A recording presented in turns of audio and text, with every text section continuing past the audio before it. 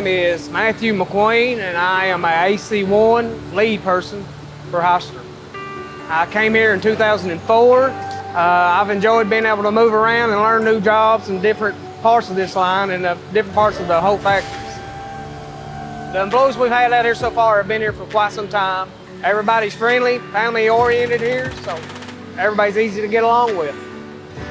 I'm actually part of the whole assembly process, from start to finish, to sending it out the doors. It's a new product and a great design. It's a great powertrain, easy to see out of. I think it's going to be a very usable truck. Very proud of being part of this company and very proud of the product.